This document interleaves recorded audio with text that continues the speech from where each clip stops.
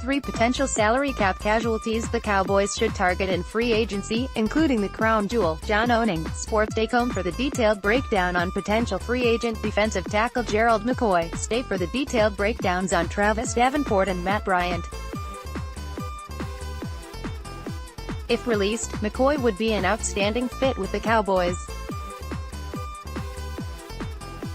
Despite the fact he will be 31 when the 2019 season begins, McCoy's skill set matches up perfectly with what Dallas looks for in an under-tackle, 3-technique defensive tackle. Gerald McCoy's first step is still lightning quick. I also have no idea who. McCoy buoys his kid off with refined hand technique and footwork, making him one of the toughest defenders to block one-on-one. pic.twitter.com/W5Vvision1N, All22Hype, @All22Hype, February 17, 2019 Cowboys don't pick up Terrence Williams option, making him free agent. Todd Archer, ESPN.com. In the widely anticipated move, the Cowboys chose to let veteran receiver Terrence Williams become a free agent, declining his 2019 contract option. The Dallas Cowboys have declined to pick up the option on Terrence Williams' contract for 2019, which will make the wide receiver a free agent on March 14, according to sources.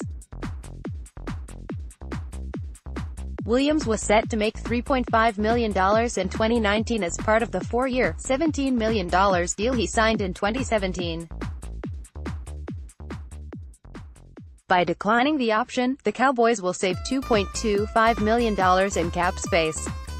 Williams had a forgettable 2018, catching just 2 passes for 18 yards in 3 games before being inactive for a game and ultimately placed on injured reserve for the season with a foot injury. He suffered a broken foot last winter, was held out of most of the off-season program and was limited for a time during training camp, and never appeared 100%. He also served a 3-game suspension for violating the NFL's substance abuse policy, stemming from an off-season arrest.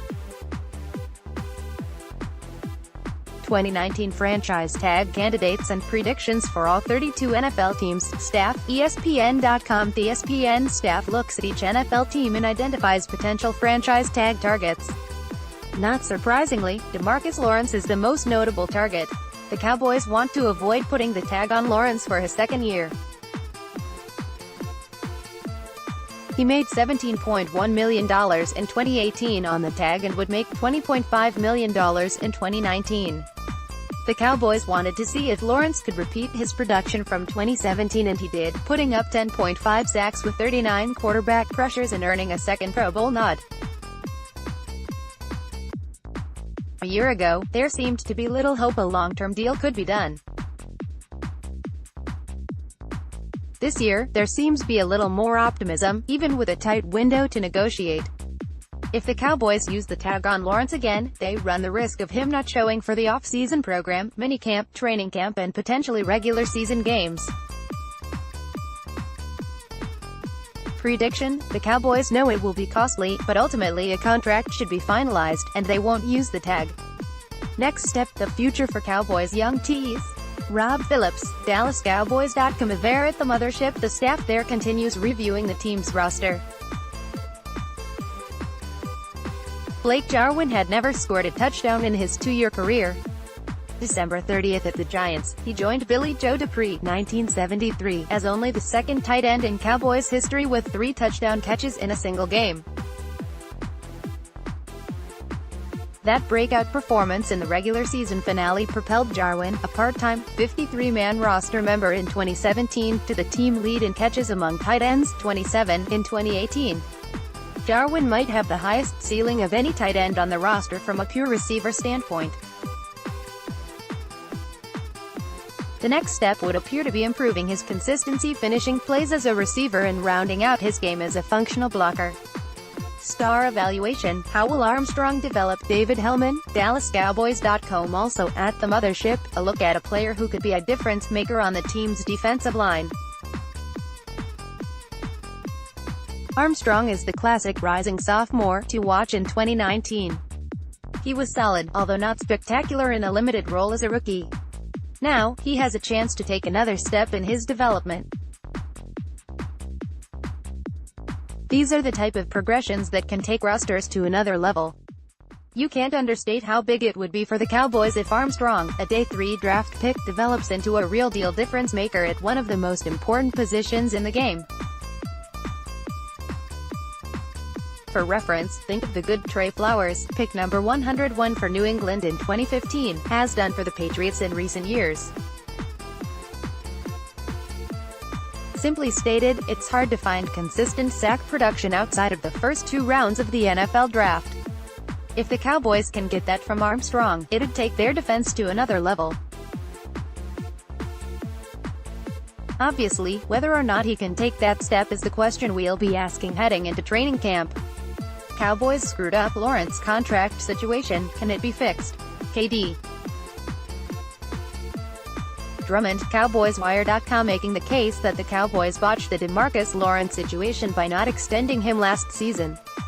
The Cowboys have had over a month to negotiate with Lawrence, and publicly haven't come up with anything resembling momentum towards a long-term deal.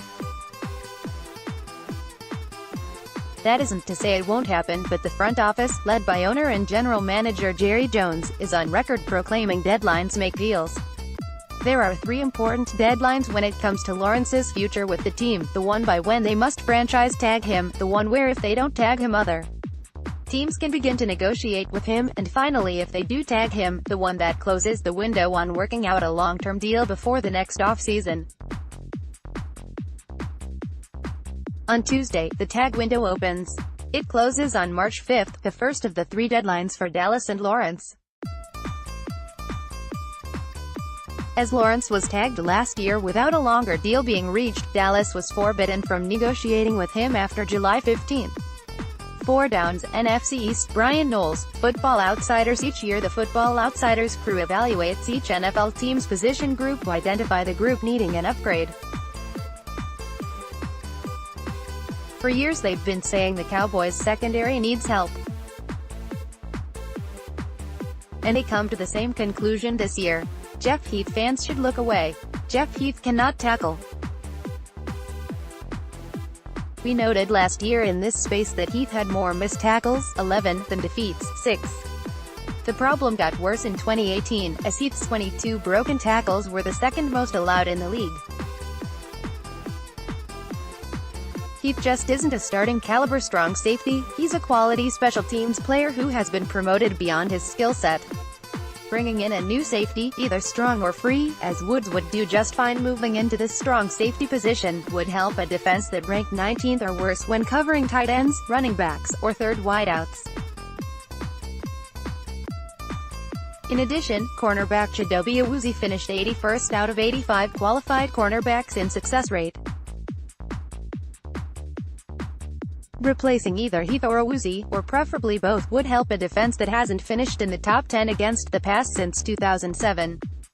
10 quarterbacks worth pursuing via trade, free agency, NFL draft. David Carr, NFL.com. Whether through the draft, free agency or the trade market, there are quarterbacks available for teams willing to wade into those risky waters. Could Dallas be looking for an upgrade at the backup QB position? One possible target, Robert Griffin III, free agent. RG3 is a true journeyman after going from the 2012 Offensive Rookie of the Year to clipboard holding backup to a guy who could compete for a starting job. I saw some promising things from him this past season in Baltimore. His physical ability hasn't dropped off. He had an on-the-money throw, albeit incomplete, on 4th and 22 against the Kansas City Chiefs on deck 14, and he's a much smarter player than he was several years ago. Everything that I've seen out of him, including helping Lamar Jackson through his rookie season based on all accounts, shows me that he's in the right mindset and still has real upside 8 years into his career. Identifying every NFL team's dream draft target, Gary Davenport, Bleacher Report. In an exercise of fantasy, Davenport imagines the draft going exactly the way every team needs to get their best player. At draft they slide from Iowa tight end TJ Hawkinson would be ideal, and then some for the Dallas Cowboys, who have a glaring need at the position and don't have a pick until round 2 after they traded for wide receiver Amari Cooper last year. The 6 feet 5 inches, 250-pound Hawkinson surprised some people when he declared for the draft after his redshirt sophomore season, but he's the most well-rounded prospect at his position in the class. In addition to the ability to stretch defenses as a receiver, Hawkinson is also an accomplished blocker, traits that would no doubt appeal to a Dallas team that's long looked for a viable Jason Witten replacement.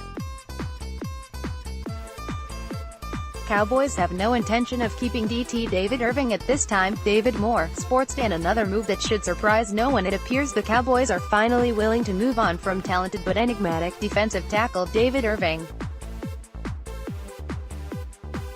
David Irving's sometimes productive and often chaotic time with the Cowboys is near an end.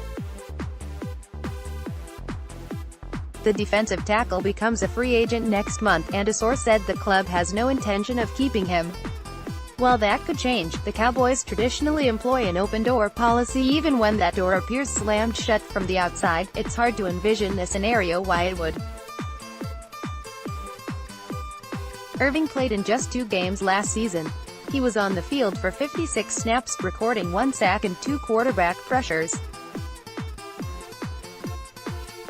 His last appearance came in a game against Washington on October 21. A high ankle sprain hindered Irving in the final 2 months of the season.